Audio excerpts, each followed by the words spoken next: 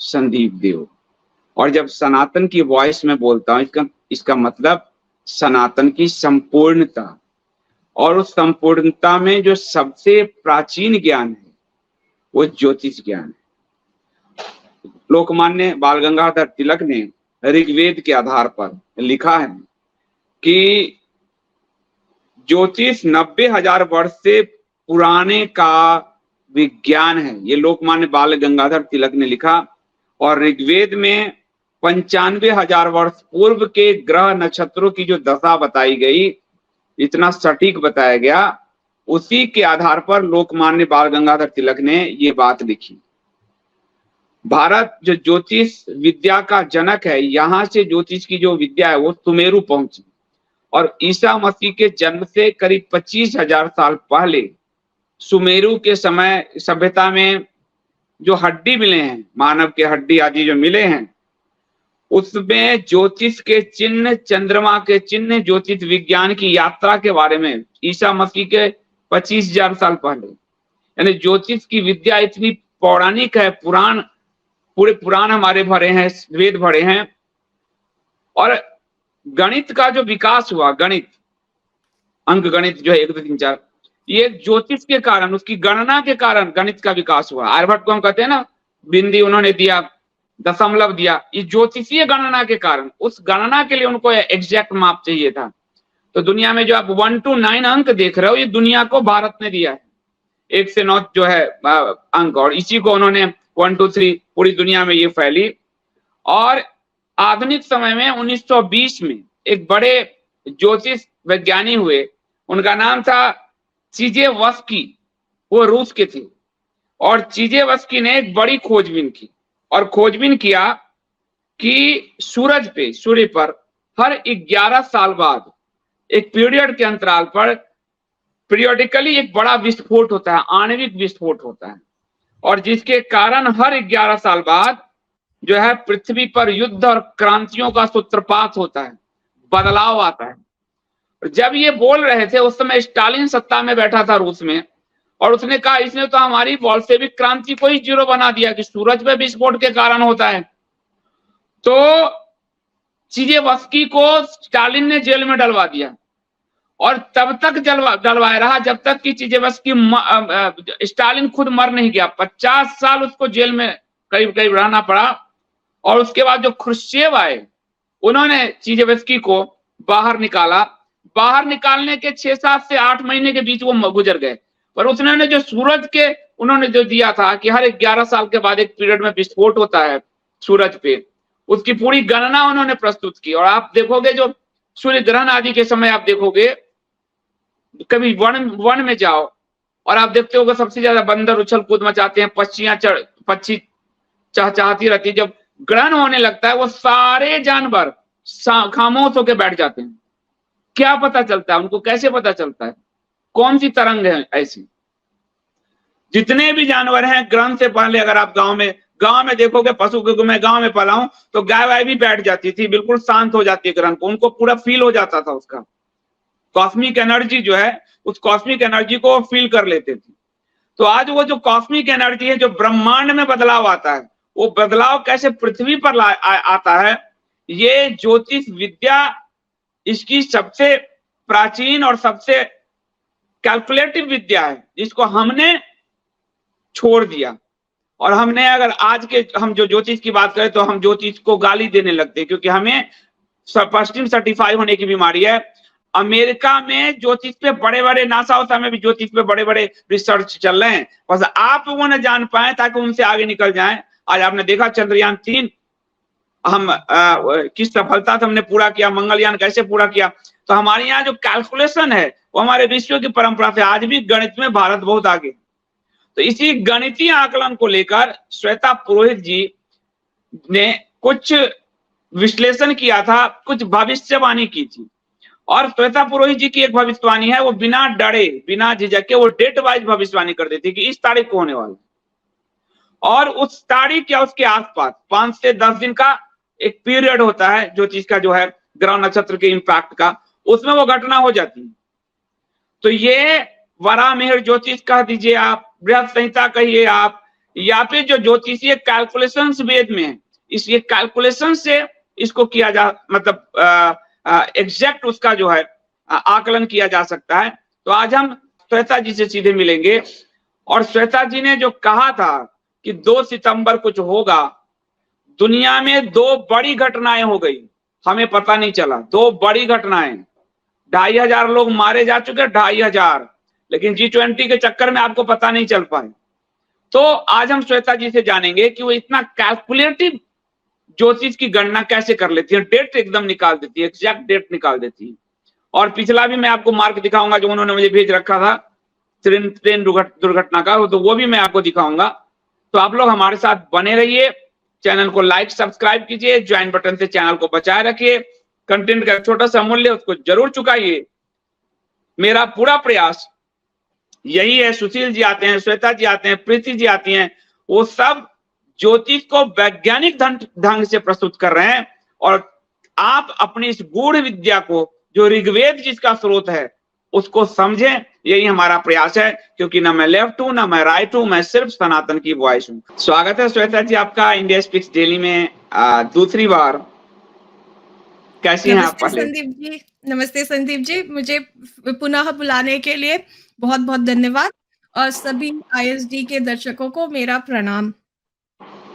श्वेता जी, आज का कैलकुलेशन ठीक है? हम दोनों जो बात कर रहे हैं, संवाद करने जा रहे हैं, आप जो कि रोज का निकालती हैं, आज रोज का निकालती हैं, तो पहले आज का बता दीजिए। जी जी। चंद्र आज पुष्य नक्षत्र में है, जो सबसे प्रॉस्परस नक्षत्र होता है। जैसे हम पोषण, जिससे पोषण करने का जो भाव होता है, वो पुष्य नक्षत्र से मिलता है हमें। शनि का नक्षत्र है और सबसे प्रॉस्परस नक्षत्र होता है। आज बहुत अच्छा। और इसके साथ दिखाओ जरा, आज का दिखाओ मिंटू, आज वाला भी दिखाओ श्वेता जी का। इसके साथ ही इस समय सूर्य और चंद्र दोनों अपनी अपनी राशियों में विराजमान हैं। इन दोनों की एक ही राशि होती है। चंद्र की मकर राशि और सूर्य की सिंह राशि, दोनों अपनी अपनी राशियों में विराजमान है। तो ये भी एक बहुत अच्छा संयोग बन रहा है। तो बहुत अच्छा है आज का अच्छा है। तो आज हम ज्योतिष पे बात करते हैं। सबसे पहले श्वेता जी का एक पोस्ट आया था, और वो पोस्ट मैं कहूंगा दिखाने के लिए, और उससे पहले वो इंडिया स्पीक्स पे आई थी, तो उन्होंने बहुत मार्के की बात की थी। और श्वेता जी, आपकी एक अच्छी विशेषता, मुझे मैं जर्नलिस्ट हूँ, मैं कोई ज्ञानी नहीं हूँ, पर आप ना डेट मार्क करती हैं, और ये एकदम आपके एक साहस को दिखाता है कि आप डेट मार्क कर देती हैं। कई लोग ना घबरा जाएं कि डेट मार्क करूंगा, इस दिन होगा नहीं कुछ, तो हमें लोग क्या कहेंगे, पर आप भगवान में आशा रख के कहती हैं इस दिन ऐसा ना हो तो अच्छा हो। पर ये डेट है कि ग्रह नक्षत्र का, तो आप डेट कैसे मार्क करती हैं? जी संदीप जी, मैं कई चीजों को ध्यान में रखती हूँ डेट मार्क करते समय। पहले तो मैं ग्रह नक्षत्रों के परस्पर जो उनके संबंध बन रहे हैं, उनसे देखती हूँ कि किस तरह का योग बन रहा है, कौन सी राशियों में बैठे हुए हैं ग्रह, वे ग्रह क्या दर्शाते हैं, किस चीज को बताते हैं। जैसे मान लिया मंगल है, तो मंगल पृथ्वी कारक है, भू कारक ग्रह है। और शनि है, तो शनि हमारे कर्मों को बताते हैं, और ऑल्सो वो जो लेबर क्लास के लोग हैं, या जो मेहनत करने वाले जो लोग होते हैं, उन्हें बताते हैं, और काफी चीजें बताते हैं। तो उस तरह से मैं देखती हूँ कौन सी राशियों में बैठे हैं, किस तरह का, और ये एक दूसरे के घोर शत्रु हैं। वहीं अगर राहु और केतु आ जाए, तो राहु तो आपको पता है म्लेच्छ बताता है, केतु सनातन को बताता है, केतु पुरातन को बताता है, हमारे इतिहास को बताता है। तो उस तरह से मैं देखती हूँ। फिर मैं और थोड़ा-सा बारीकी से देखने के लिए डिग्री वगैरह पे ध्यान देती हूँ कि किस डिग्री पे आप, ये एक अनुमान ही होता है। जैसे मैंने 2 तारीख का मुझे लगा था, क्योंकि ये हाँ, जो मैं कहूंगा 2 तारीख का एक बार दिखा देता है, और मैं 2 तारीख का पढ़ देता हूँ एक बार, फिर आप कहेंगी। ये 25 अगस्त को श्वेता जी ने फेसबुक पोस्ट पे लिखा था, और ये इंडिया स्पीक्स पे भी उन्होंने बताया था कि 2 सितंबर 2023 को सुबह के समय ग्रहों का खतरनाक दुर्योग बन रहा। इसका विशेष प्रभाव उत्तर और दक्षिण भारत, और हमने देखा कि दक्षिण भारत से सनातन को खत्म करने की बात डीएमके ने, जड़मूल से उखाड़ने की बात डीएमके ने की, और वो लगातार कर रहे हैं, उसके पार्टी के प्रवक्ता लगातार कर रहे हैं। तो सनातन से वो प्रभाव भी हमको दिखा। और रूस, Norway, Sweden, Finland, Denmark, Germany, France, तुर्की, ग्रीस, ब्राजील, अफ्रीका, वर्जीनिया और कैलिफोर्निया पे इसका प्रभाव पड़ेगा। यदि भूकंप आता है तो उसके लक्षण क्या होंगे, ये भूकंप का भी उन्होंने कहा। और अभी-अभी जो मोरक्को में भूकंप आया है, यदि मैं खबर की मानूं, जरा मोरक्को के भूकंप की संख्या दिखा दो। 2000 से अधिक लोग, 2100 से अधिक लोग मारे जा चुके हैं। मरने वाले की संख्या 2500, 3000, ये दुनिया के सबसे बड़े भूकंपों में है, जो G20 के कारण हमको नहीं दिखाया मीडिया ने। और मलबे में लाशों की लाशें दबी हुई है, जो है मोरक्को में, तुर्की के बाद मोरक्को में। और ज्योतिषीय आकलन आपको जो बताया मैंने, रसिया का बताया, भारत का बताया, वो पूरे ब्रह्मांड का एक ही सूर्य है, तो पूरे ब्रह्मांड पर इसका असर होता है। तो ये 2 तारीख का जो आपने कहा श्वेता जी, मेरा भी कई लोग जान खा रहे थे, तो 2 तारीख कैसे आपने, कौन सा ग्रह नक्षत्र का दुर्योग बन रहा था?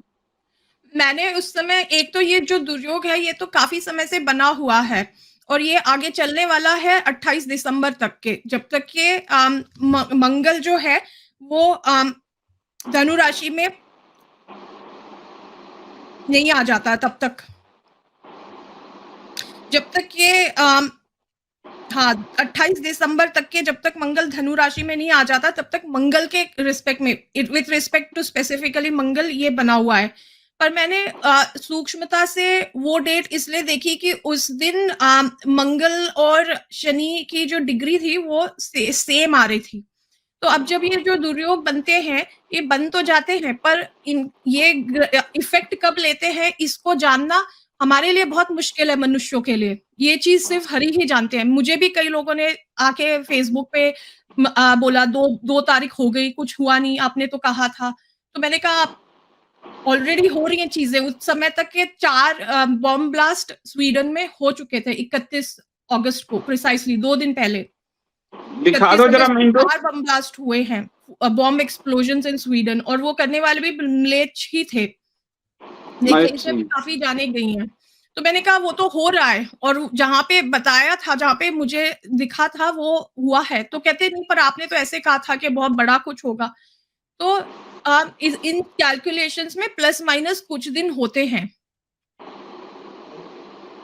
प्लस माइनस तो होते हैं, क्योंकि हाँ, तो मंगल और शनि की जो डिग्री है वो सेम हो रही थी उस दिन, और इसलिए मैंने उस दिन कहा था। पर उसका जो इफेक्ट है वो 8 तारीख को हुआ। अच्छा, ये चीज, एक चीज और मुझे उसके बाद पता चली, जब मैंने ये पोस्ट लिखी उसके बाद में लगभग अर्ली सितंबर में, कि फिर मैं काफी, ये जो एप्स है जो हमें आकाश में जो जितने भी स्पेस ऑब्जेक्ट्स है, not just planets, comets, asteroids, जितने भी, सबकी स्थिति बताता है। स्काई वॉक है, स्काई टुनाइट है, बहुत सारे अच्छे बढ़िया बढ़िया एप्लीकेशंस हैं।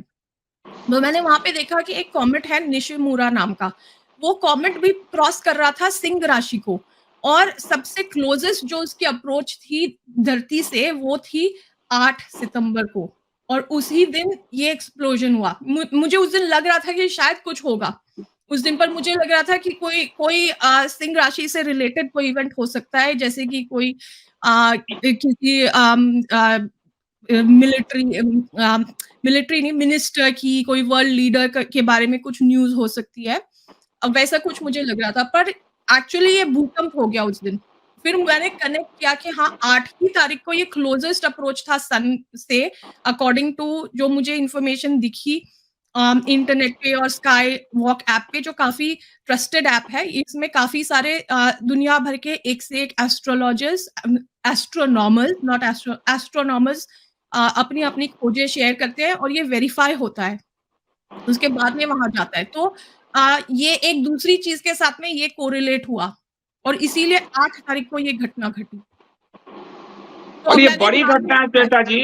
5000 लोग, तो 2500 के करीब 2100 भी लाश मिल चुकी है। 2500 लोग तो माना जा रहा है कि 2500 से 3000 मौत हो सकती है। 2500-2600 लोग घायल हुए हैं। कितना बड़ा तबाही लेकर आया है मोरक्को में।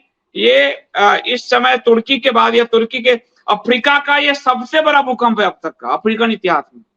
जी, मैं आगे बताऊंगी कि ये कैसे मैंने देखा था, कि जो भी उत्सुक लोग हैं, जो ज्योतिष के बारे में जानना चाहते हैं, ये सबके लिए एक ओपन लर्निंग है कि आप भी ऐसे देख सकते हैं, कितने आसानी से ये चीज देखी जा सकती है।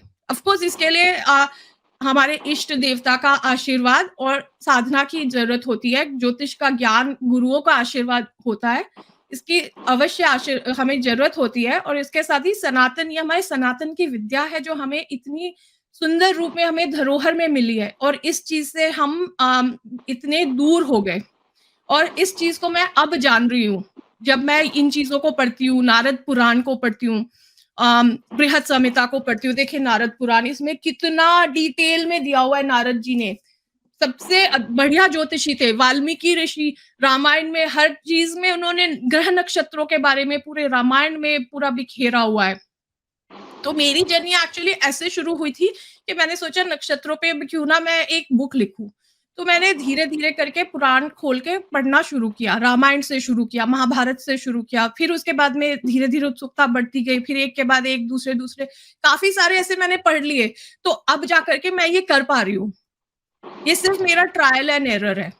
तो जब मैं, अच्छा एक डिस्क्लेमर, जब भी मैं कोई डेट बताती हूँ तो उस डेट में कुछ प्लस माइनस हो सकता है। मेरा कहा वाक्य ब्रह्म वाक्य ना लें कृपया। बिल्कुल, हम शोधार्थी हैं। वो तो ग्रह नक्षत्र को देखकर बता रही हैं, और ज्योतिष में प्लस माइनस होता ही होता है।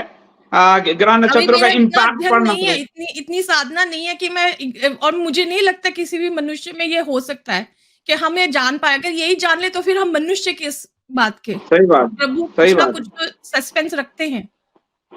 और देखिए श्वेता जी का मैं एक और कहूंगा दिखाने के लिए, ये 18 मई 2022 को इन्होंने मुझे भेजा था, और 18 मई 23 को जो हुआ, क्योंकि मुझे डर लग ये रहा था देखिए। कि अगर ये मैंने पब्लिक में कर दिया तो लोग जान खा जाएंगे मेरी, और मुझे वैसे ही लोग बहुत परेशान करते हैं कि हमेशा मैं आपके बुरी साथ खबर खड़ा ही हूं, करती है, मैं अच्छी आपके खबर भी साथ खड़ा हूं। इसलिए मैं डर के बहुत चीजें बताती नहीं हूँ पब्लिक में। नहीं, कोई बात नहीं है। हम चीजें, भगवान करे गलत हो जाए, दुर्घटना ना हो, ईश्वर करे, सबसे बड़ी बात है। एग्जैक्टली। लेकिन अगर हम कह रहे हैं तो सावधानी तो रहे। अभी 18 मई 2022 को इन्होंने मुझे भेजा हुआ है, ऊपर डेट देखिए, और उन्होंने वो पूरा एक चार्ट भेजा है, और चार्ट में कहा था, संजीव जी मुझे लग रहा है 27 मई 2023 अगले साल, देखो ब्रैकेट में है, कुछ जिहादी लोग कुछ गोधरा टाइप का कांड चलती बस, ट्रेन या गाड़ी में हिंदू श्रद्धालुओं के साथ कर सकते हैं। इसकी ज्ञान वापसी को लेकर बौखलाहट दिख रही है। आप पत्रकारिता में कुछ देखें तो शायद कुछ मदद मिल जाए। उस समय ज्ञान वापी पत्रकार, का चल रहा था, क्योंकि हाँ शिवलिंग निकले थे, ये उस समय की बात हाँ, है। ऐसे पोस्ट पब्लिक में नहीं करना चाहती, इसलिए अलग से आपके साथ शेयर कर रहा हूं। हम घटना जो है, उसके बाद अगला देखिए उनका जो है अगला, और ये देखिए आपको बृहस्पति और राहु एक दूसरे से टकराने वाले हैं 27 मई 2023 को, सेम डिग्री पर दिख रहे हैं। देखिए 8 डिग्री, बृहस्पति 8 डिग्री 13 मिनट पर थे, और राहु 8 डिग्री 16 मिनट, कुछ मिनटों 16 का मिनट फर्क था। इसलिए मुझे उस दिन लगा, और ये तो बिल्कुल उसी दिन घटी है। उसी दिन दिन घटी। ही है, हाँ। और मेष राशि जो अग्नि तत्व की पहली चर राशि है, चलती हुई गाड़ी में आग का संकेत दे रही है, देखिए। और उसी 27 में 2003 को उड़ीसा में सबसे बड़ा भयंकर 3 ट्रेन पहली बार इतिहास में एक दूसरे पे चढ़ गई और आग जो लगी। तो और जो अभी 2 सितंबर का उन्होंने कहा, वो 8 सितंबर को अफ्रीका के इतिहास की सबसे बड़ी भूकंप की घटना हुई है। अफ्रीका के इतिहास की सबसे बड़ी भूकंप की घटना, पूरे अफ्रीकन इतिहास की, जहां 2100 लोगों के लाश निकाले जा चुके हैं अभी तक। तो श्वेता जी, मैं आपसे ये जानना चाहूंगा कि प्रभु इन आप सभी जब आत्माओं आकलन को करते हैं, जी जी, श्री चरणों में स्थान दें। हाँ उनको, क्योंकि सही बात है, भूकंप और आदमी सोया है, जगह है, और वो किस तरह से उनकी मृत्यु हो जाती है। श्वेता जी, आपको अभी अभी काल गणना जो आप कर रही हैं, और आप रोज कर रही हैं, आप श्वेता जी का फेसबुक पोस्ट सब पढ़िए, धर्म पे ही होता है, ज्योतिष पे होता है, और रोज का वो ज्योतिष देती हैं। यानी आप अपने जीवन में अगर अपनी ग्रह राशि जानते हैं तो श्वेता जी के पोस्ट से आप उस दिन का अपना कार्यक्रम बना सकते हैं। अच्छा, कहीं अच्छा है तो अच्छा करने के लिए जा सकते हैं, बुरा है तो आप थोड़ा रुक सकते हैं। तो श्वेता जी, ये जो आप रोज का ज्योतिष करती हैं, इसकी प्रेरणा क्या आपको बृहद संहिता से ही मिली, कैसे मिली इसकी? इसकी प्रेरणा एक्चुअली संदीप जी, ये तो पूरा इंट्यूशन पे रहता है। मैं रोज करने का प्रयास करती हूँ, पर रोज कई बार हो नहीं पाता। तो ये मैं बहुत ही केतु प्रधान व्यक्ति हूँ, केतु को जैसे फ्री रहना पसंद है, कुछ प्लानिंग, बिना कुछ प्लानिंग के कुछ भी। तो अब मुझे जैसे अभी नहीं पता मैं कल क्या पोस्ट करूँगी। अगर मुझे कल कल लग गया कि हाँ, अब मैं पोस्ट करती हूँ, तो मैं मेरा कुछ प्लान नहीं होता। पर प्रेरणा मुझे ऐसे मिली कि मैंने नक्षत्रों के बारे में काफ़ी सीखा ऑनलाइन कोर्सेज़ से। मेरे नक्षत्र गुरु है कपिल राज। वो अगर सुन रहे होंगे तो उनको सुन के बड़ा अच्छा लगेगा। वो भी यूएसए में रहते हैं। तो मैंने ऑनलाइन कोर्स किया था। उसके बाद मैंने धीरे-धीरे अप्लाई करना शुरू किया, जो मैंने उसमें सीखा। फिर मेरे जो मित्र हैं वो होंगे अभी चैट में। सब मित्रों को नमस्कार। तो मेरी अनुपमा गुप्ता मैम है, उन्होंने एक ग्रुप बनाया, क्योंकि होता ये था कि हम चार्ट देखते थे तो मैं नक्षत्रों का, नाड़ी में और नक्षत्रों का कोई मिलाप नहीं है, पर मैं उन दोनों को भी जोड़ देती थी। और वो कहीं न कहीं कंसेप्चुअली वो बैठता था। तो वो बोलती थी कि ये कैसे देखा? तो मैं उनको समझाती थी, यहाँ पे ये नक्षत्र आ रहा है। बोले हाँ। फिर उनको लगा कि शायद नक्षत्रों के साथ में बहुत अच्छा है, तो हमें भी सिखाओ। तो लाइक दैट उन्होंने ग्रुप बनाया। तो वो ग्रुप अभी भी है, तो मैं वहाँ पे थोड़ा-थोड़ा शेयर करती थी। तो बताने से सीखते हैं खुद। तो मेरा ज्ञान और बढ़ गया। मतलब मुझे जो चीज़ के लिए रेफ़र करना पड़ता था, मुझे याद रहता है कि ये नक्षत्र, हाँ, इसके साथ ये होगा। तो अब मुझे जब कोई मैं देखती हूँ सुबह, अच्छा ये नक्षत्र है, तो हाँ, फिर अगर जैसे कोई घटना हो गई उससे संबंधित, तो मैं उसके बारे में लिखती हूँ। या मैं सुबह कुछ पुराण में कुछ पढ़ लिया, या रामायण में, महाभारत में कोई कथा उससे संबंधित पढ़ ली, तो मैं उसके बारे में। तो it's it's very open in my case. और हाँ, सबको सिखाते-सिखाते थोड़ा-थोड़ा सीख गई, और थोड़ा अनुभव से आस-पास ऑब्ज़र्व करते हुए। जैसे एक दिन मैं अश्विनी नक्षत्र पे वीडियो बना रही थी, और प्रकृति साथ दे रही थी मेरे साथ में, कि ब अश्विनी नक्षत्र होता है नेचर के बारे में, केतु का नक्षत्र है। बहुत अच्छा मौसम था। अश्विनी नक्षत्र होता है ऊँचे उड़ने वाली वस्तुओं के बारे में, और ऊपर से उसी समय प्लेन उड़ के जा रहा था, गाड़ियाँ जा रही थीं, तो अश्व, घोड़े। तो आस-पास प्रकृति साथ दे रही थी, चिड़ियाएँ बोल रही थीं। तो ऐसे होता है, जब हम किसी नक्षत्र के बारे में बात करते हैं, तो वो अपने आप एक्टिवेट होता है। एक्टिवेट होता है। और मैं भी ज्योतिष पे मैं पढ़ रहा था, तो उसमें था कि किसी व्यक्ति का एक बड़ा नाम आया है, उनका वैज्ञानिक थे वो, उनका नाम मैं आपको बताता हूँ।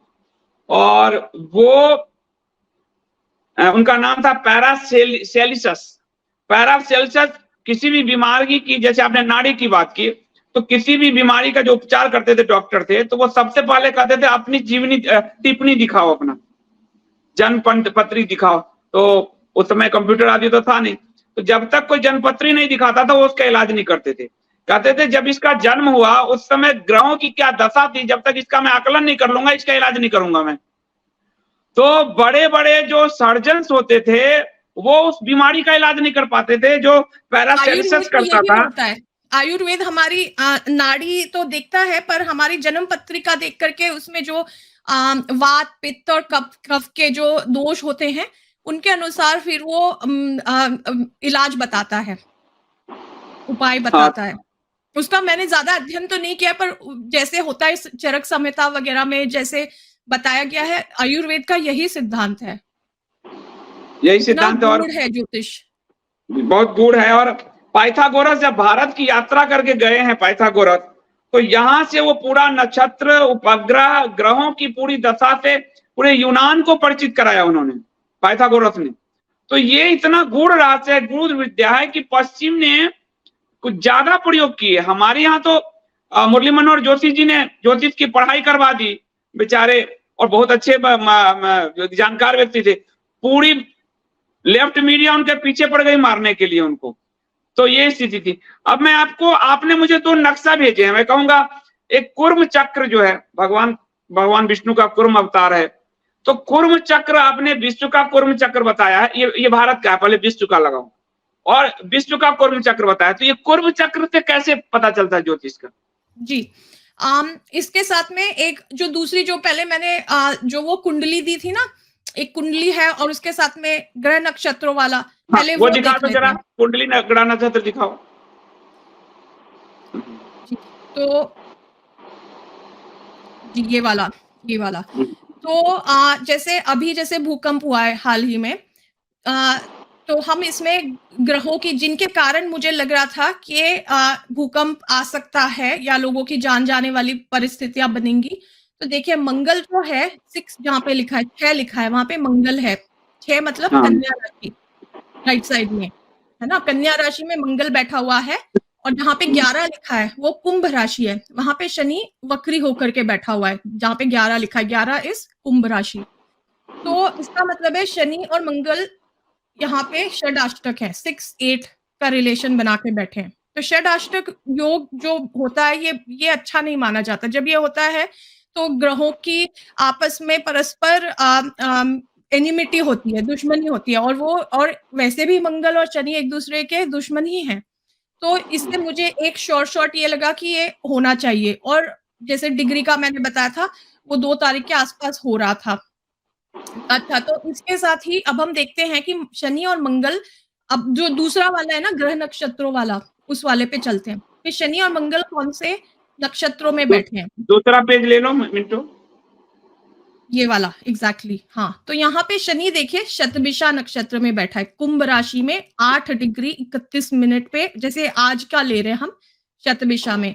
और वहीं पे मंगल जो है वो अभी हस्त नक्षत्र में बैठा हुआ है ऊपर से, हाँ यहाँ पे 15 डिग्री 28 मिनट पे। ठीक है, तो हमें ध्यान रखना है हस्त और शतभिषा ये 2 प्रॉब्लम क्रिएट करने वाले नक्षत्र दिख रहे हैं। अब हम चलते हैं विश्व के कूर्म चक्र पे। विश्व के कुर्म चक्र पे ले चलो। ये तो इसको अगर थोड़ा सा एनलार्ज कर सकते, खैर इतना ठीक है। तो अच्छा पहले इसका मैं बताती हूँ, ये जो है इसका मैंने ब्रीफली लास्ट टाइम बताया था कि ये कूर्म चक्र है, कूर्म के शेप का, और इसमें 3-3 नक्षत्रों के ऐसे 9 जोड़े बनाए हुए हैं। टोटल होते हैं 27 नक्षत्र। 27 को डिवाइड किया 3 से 9 ऐसे बने हुए हैं। और ये जो है ये different regions in the globe, पूरे विश्व में अलग अलग स्थान बताते हैं ये। तो अब हमने क्या देखा था, मंगल हस्त में बैठा हुआ है, तो एकदम नीचे हम देखते हैं बीच वाले इसमें जो गोल बना हुआ है उसके नीचे उत्तर फाल्गुनी हस्त चित्रा। तो यहाँ पे क्या आ रहा है, यहाँ पे तो वैसे तो सी है साउथ अटलांटिक ओशन, बट उसके जस्ट ऊपर है अफ्रीका। ऐसे मैंने देखा था अफ्रीका में प्रॉब्लम हो सकती है, और वही मोरक्को में आया है भूकंप। और अब शनि का ये मंगल के वजह से हुआ है, मंगल का नक्षत्र और भूकारक जो पृथ्वी होती है।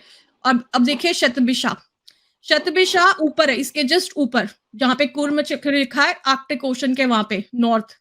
शतभिषा पूर्व भद्रपदा उत्तर भद्रपदा, यहाँ पे क्या कौन से कंट्रीज आ रही हैं, ये शनि का नक्षत्र है अभी का, जब ये सब घटनाएं हो रही है, रशिया और वेस्टर्न यूरोप। इसलिए मैंने कहा था स्वीडन, देखिए स्वीडन वहीं आ रहा है जहाँ पे 4 अटैक हुए हैं, 4 बॉम्ब ब्लास्ट, फिनलैंड, ये सारी कंट्रीज।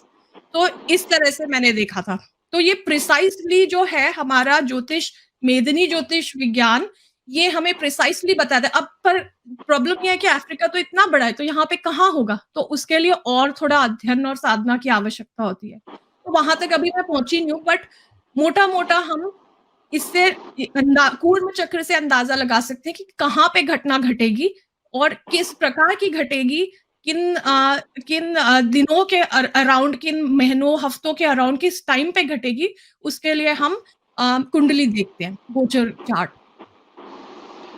भारत का कुर्म चक्र दिखाओ, भारत के बारे में बताइए, लोगों की बड़ी जिज्ञासा है।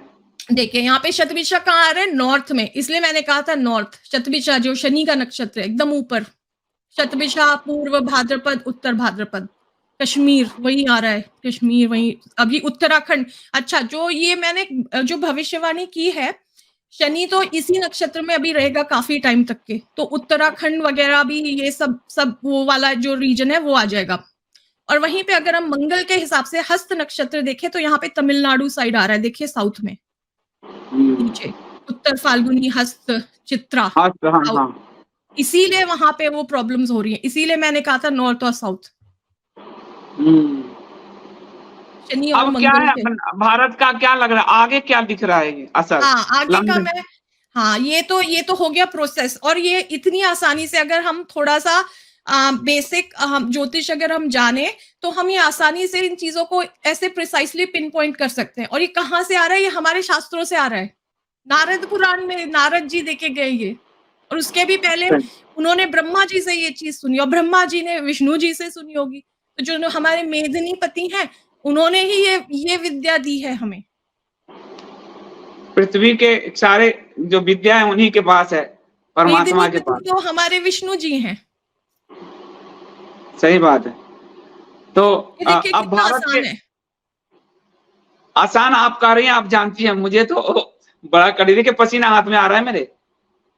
अरे ऐसे कुछ नहीं है। जबकि मैं नारद पुराण पढ़ा हूं, पर इन चीजों को मैं स्किप करके, मैं आपको सच बताऊं, स्किप करके निकल जाता हूं, क्योंकि मैं आपको झूठ नहीं बोलूंगा। मैं यहाँ शास्त्र की बात हो रही है तो मैं इसको स्किप करके निकलता हूँ। नारद पुराण मैंने जबकि कपोत पे भी उपलब्ध करा रखा है कि लोग पढ़ें उसको, पर मैं इन चीजों को जहां देखता हूँ ये सही में पुराणों में है, पर उसको मैं बाहर निकाल लेता हूँ, मतलब ठीक है, कोई जिसकी बात नहीं विद्या मुझे संदीप जी। नहीं है।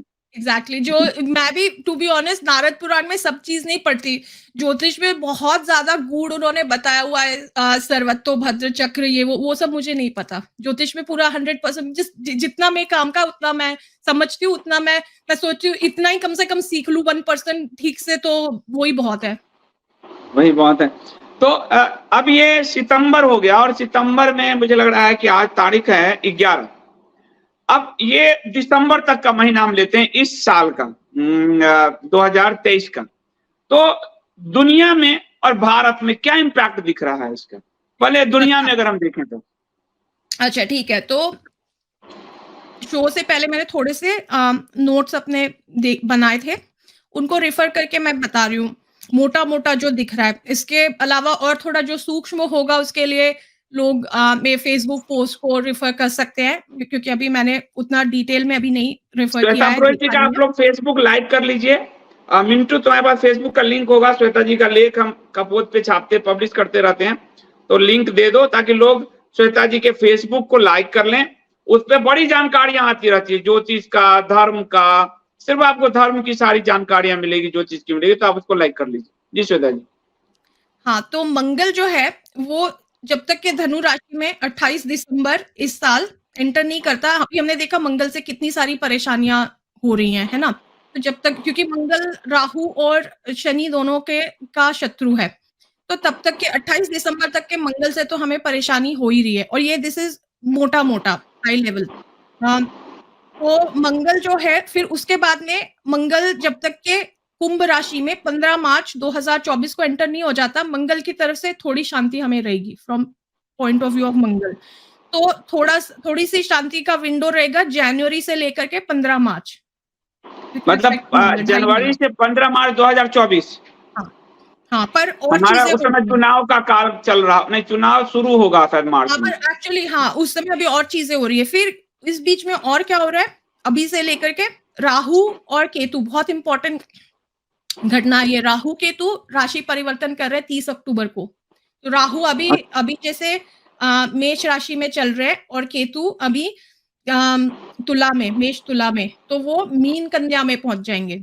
और ये गंडांत में है बाय द वे, राहु और केतु। तो गंडांत क्या होता है, बिल्कुल जैसे एंडिंग की या स्टार्टिंग की जो 3 डिग्री 20 मिनट होते हैं किसी राशि के, उनको गंडमूल नक्षत्र तो होते ही हैं ये वाले। जब स्पेसिफिकली जब किसी फायर साइन से, अग्नि तत्व की राशि से ये लोग जल तत्व की राशि में या जल तत्व की राशि से अग्नि तत्व की राशि में मूव होते हैं, क्योंकि इनकी जो प्रकृति है ये बिल्कुल ऑपोजिट होती है। कि जैसे ठंडा पानी है, जल तत्व और आग है, पानी और आग बिल्कुल ऑपोजिट होते हैं। तो अगर हम जैसे कोई जलती लकड़ी को पानी में डाल देंगे तो बिल्कुल भाप निकलेगी, उस तरह के। तो वो क्या होता है, दग्ध हो जाते हैं वो चीजें। तो जो भी सिग्निफिकेशंस इनके होते हैं ये बहुत प्रोमिनेंटली आते हैं। ये गंडमूल के डिग्री में चल रहे हैं अभी राहु और केतु। 3 डिग्री 20 मिनट जब तक ये मीन और कन्या को क्रॉस नहीं कर लेते।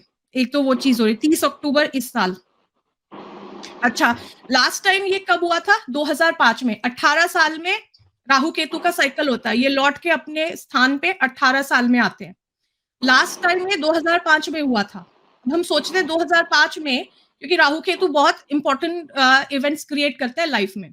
जो ये ट्रेन का जैसे हुआ था हादसा, राहु की वजह से हुआ था वो, राहु और बृहस्पति के वजह से। अच्छा, तो जब पिछली बार ये चीज हुई थी 2004-2005 के अराउंड, जब केतु कन्या राशि में और राहु मीन राशि में थे, तो हम याद करें तो बॉक्सिंग डे सुनामी हुई थी जो बहुत बड़ी सुनामी, इतनी सारी एशियन कंट्रीज अफेक्ट हो गई थी 2004-2005 में, दिसंबर 2004 में हुई थी वो। मुझे याद है क्योंकि हमारी शादी का ही टाइम था वो, और उसी टाइम हुई थी वो, उसके 2-3 दिन पहले। उसके अलावा हरिकेन कटरीना आया था यूएस में, जो पूरा कौन सी सिटी थी, न्यू ऑर्लिन्स, वो डूब गई थी पानी में, अमेरिका में। और लंदन ब्लास्ट हुए थे 2005 में। सार्स का बर्ड फ्लू हुआ था। इस तरह की घटनाएं देखने मिली थी हमें लास्ट टाइम। इंडिया में अयोध्या में टेरर अटैक्स हुए थे जुलाई 2005 में, अब याद करें तो मतलब इस तरह के इवेंट्स दिए थे लास्ट टाइम। और भी चीजें होती है उस समय। शनि मंगल की जो स्थिति थी वो हो सकता है इससे थोड़ी सी थोड़ी सी अलग थी ही, तो और थोड़ी सूक्ष्मता से हमें देखना होगा कि ये इवेंट स्पेसिफिकली उस समय क्यों हुए थे। उन्होंने भी जरूर पार्ट प्ले किया था, बट वो एग्जैक्टली सेम पोजीशंस पे नहीं थे।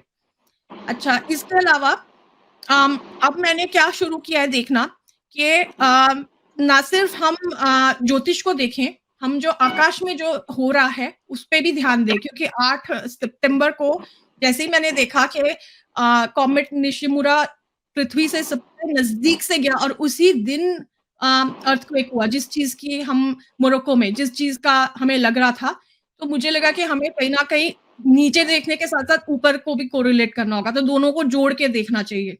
तो मैंने थोड़ा सा देखा कि अभी रिसेंट में जो कॉमेट्स और एस्ट्रॉइड्स आकाश में क्या हो रहा है इन द कमिंग टाइम, तो थोड़ा सा वो भी देख लेते हैं। अच्छा, इसके अलावा before going to that, eclipse, अभी 2 ग्रहण भी आ रहे हैं इस साल। तो एक होगा 14 अक्टूबर को सोलर एक्लिप्स, उसको ring of fire annular solar eclipse बोल रहे हैं, और 28 अक्टूबर को होगा फिर चंद्र ग्रहण। ये हमेशा पेयर्स में आते हैं, क्योंकि चंद्र को 2 हफ्ते लगते हैं to cross and come to the 7th राशि ऑफ सन। तो ये सारी घटनाएं अभी हो रही है। अक्टूबर स्पेशली जैम पैक्ड दिख रहा है, ऑल्सो विथ रिस्पेक्ट टू सितंबर एंड और अक्टूबर, क्योंकि राहु केतु राशि परिवर्तन कर रहे हैं। इसके साथ में ही जो एक्लिप्स है, 2 एक्लिप्स पड़ रहे हैं अक्टूबर में, 14 और 28 अक्टूबर को। अब इसके साथ में अब हम देखते हैं कॉमेट्स का। 17 सितंबर को एक कॉमेट है C2020 ZTF, ये ऐसे अजीब अजीब नाम देते हैं ये, क्योंकि नासा ये जो इंटरनेशनल एस्ट्रोनॉमी जो कम्युनिटी है, जो ढूंढता है या जो लेबोरेटरी ढूंढती है, उसके नाम पे वो कर देते हैं, और जिस साल वो कॉमेट पता चला होता है, तो अजीब अजीब नाम होते हैं। तो एक जो कॉमेट है 17 सितंबर को क्लोजेस्ट रहेगा, और जो दूसरा है वो 12 अक्टूबर, अगेन 12 अक्टूबर 14 अक्टूबर वाले सोलर एक्लिप्स के बहुत नजदीक है। ठीक है, तो मुझे लग रहा है कि जस्ट मेरा रफ अंदाजा है कि 12 और 14 अक्टूबर के आसपास कोई घटना फिर से हो सकती है in the same reason that I have mention, जो पोस्ट में मैंने की थी, क्योंकि मंगल और शनि, शनि तो डेफिनेटली शतभिषा में ही उस समय रहने वाले हैं। एक मिनट, मैं मंगल का चेक कर लेती हूँ। 12 अक्टूबर को मंगल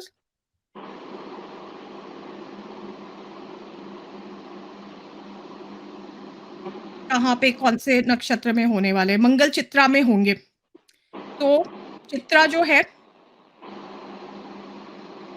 चित्रा भी उसी नक्षत्र की तिकड़ी में है।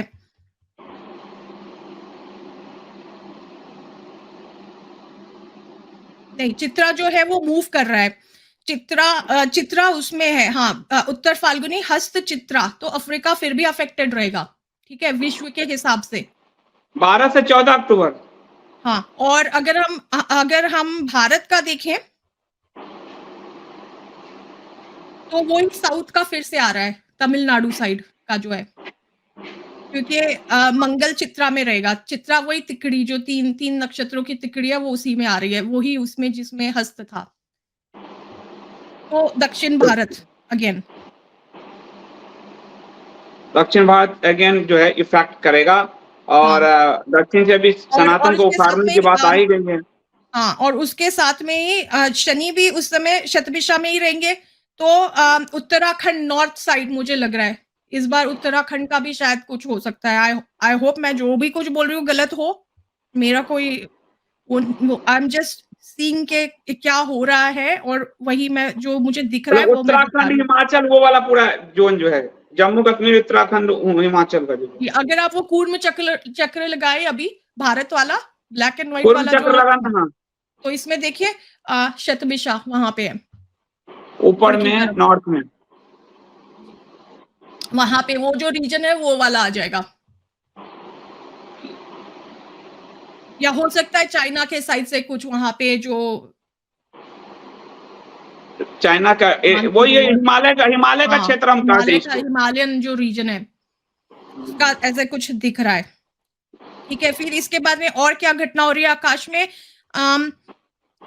12 अक्टूबर को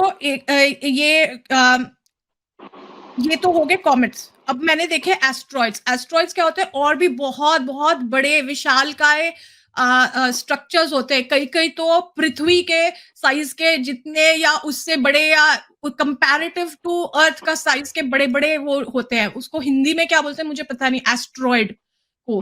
तो एस्ट्रॉइड्स की भी पूरी सेना आ रही है आकाश में। मतलब क्या उल्का पिंड?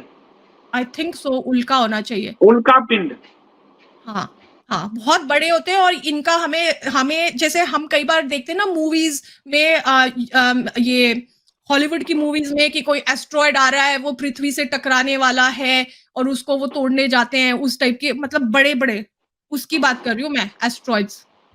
अब जरूरी नहीं है वो सनसेट वो पृथ्वी से टकराए ही, बट द पॉइंट इज कि जब इतनी बड़ी कोई बॉडी है वो पृथ्वी के नजदीक आती है, तो उसका कहीं ना कहीं जो पृथ्वी का जो इलेक्ट्रोमैग्नेटिक फील्ड है कुछ इफेक्ट होगा।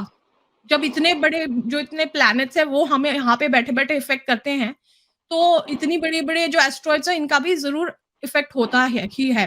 तो ये मैं ये नहीं बोल रही कि टकराएंगे और डूम एंड ग्लूम हो जाएगा, बट जरूर कुछ होता है। अब देखिए पहला एस्ट्रॉइड आ रहा है 28 सितंबर को, जो क्लोजर टू सन आ रहा है।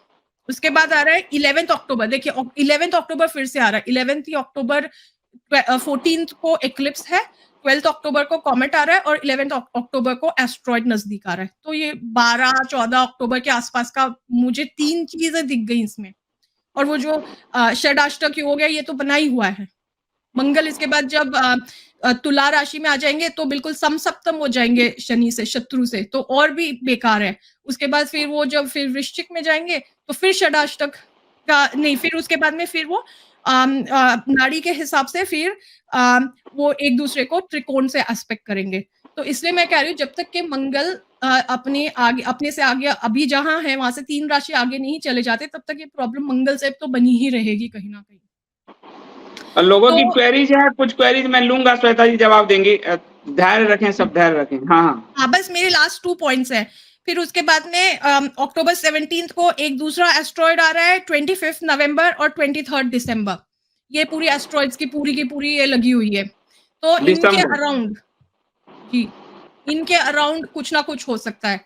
अब मैंने और डिटेल एनालिसिस अभी किया नहीं है, वो मैं फेसबुक के पोस्ट के माध्यम से मैं डाल दूंगी, बट दिस इज रफली व्हाट आई सी। जनरली ऐसा हमारे उसमें माना जाता है, देखा गया है कि एक्लिप्स के अराउंड भी कोई ना कोई इवेंट्स होते हैं। अच्छा नहीं माना जाता। तो श्वेता जी ये जो हम अगर सितंबर से दिसंबर तक लें, तो अक्टूबर का एक समय हम ले, एक पीरियड ले लेते हैं, वहां थोड़ा हमारे लिए मतलब दुनिया के लिए और हमारे लिए भी एक थोड़ा सा सोचने जैसी स्थिति, और एक दिसंबर के विंडो में दिखता है। अक्टूबर में तो नहीं, अक्टूबर तो पूरा फुली एक्शन पैक्ड है स्काई में, पूरा एक्शन पैक्ड अक्टूबर पूरा। हाँ, नवंबर का मैं बोल सकती हूँ, और दिसंबर मार्च तो फिर भी 28 दिसंबर तक के तो हमें परेशानी कर दे ही रहा है ना। तो मुझे जैसे लग रहा है कि जनवरी से लेकर के मिड मार्च तक के थोड़ा सा रिलीफ मिलेगा। हाँ, जनवरी से मार्च तक। और मार्च में भारत में मार्च में चुनाव शुरू होते हैं। अगर ये इलेक्शन और ये जो भी अभी उसके हिसाब से मई में सरकार बननी होती है, तो मार्च अप्रैल मई, यानी मार्च का फिर अप्रैल मई फिर से धुआंधार जैसा स्थिति मार्च में तो मंगल बिल्कुल कुंभ में एंटर कर रहे हैं, जहां पे शनि है बिल्कुल ही फिर तो बिल्कुल दोनों शत्रु एक साथ एक ही राशि में, शनि की राशि में मंगल, शनि वहाँ पे बलिष्ठ होता है और मंगल पहुँच जाएगा। तो हनुमान बहुत चालीसा लोग पढ़ें तो, हनुमान बिल्कुल, चालीसा अगर पढ़ें तो हनुमान कल्याण चालीसा हो का सकता जाप करना चाहिए मंगल के लिए और शनि के लिए, दोनों के ही लिए हनुमान चालीसा बहुत अच्छा एक वो है, हनुमान बाहुक, हनुमान चालीसा। है। बहुत जरूरी है, क्योंकि धर्म को धारण कीजिए, इस चैनल का यही उद्देश्य है कि धर्म को धारण किए रहिए, क्योंकि स्थिति दुनिया में 10-11 साल बाद एक बार खराब होती है, और वो स्थिति दिख रही है, तो धर्म धारण किए रहिए तो बचे रहेंगे, वरना अब आज हम देख रहे हैं मोरक्को में हुआ है, तो इस तरह की चीजें प्रकृति उथल पुथल मचाती रहती है। तो ये श्वेता जी का जो आकलन है, वो हमें एक विंडो मिलेगा जनवरी से मार्च के बीच में, जो रिलीफ का विंडो होगा, बाकी हमें सावधान करने के लिए, ताकि हम सावधान रहें, अपनी यात्रा सही से करें, जो दिशा उन्होंने बताया है उस दिशा की यात्रा थोड़ा कम करें, अगर ना कर सके तो ना करें। यही होता है, ज्योतिष आपको बताता है, थोड़ा सावधान करता है, जो श्वेता जी कर रही हैं। और श्वेता जी, और कुछ तो भारत के लिए नहीं निकल रहा है अभी? अभी तो मुझे ऐसे कुछ दिख नहीं रहा अपार्ट फ्रॉम जो मुझे अभी हाई लेवल पे दिखा है, और कुछ मुझे समझ में आएगा तो मैं आगे पोस्ट के माध्यम से डाल दूँगी।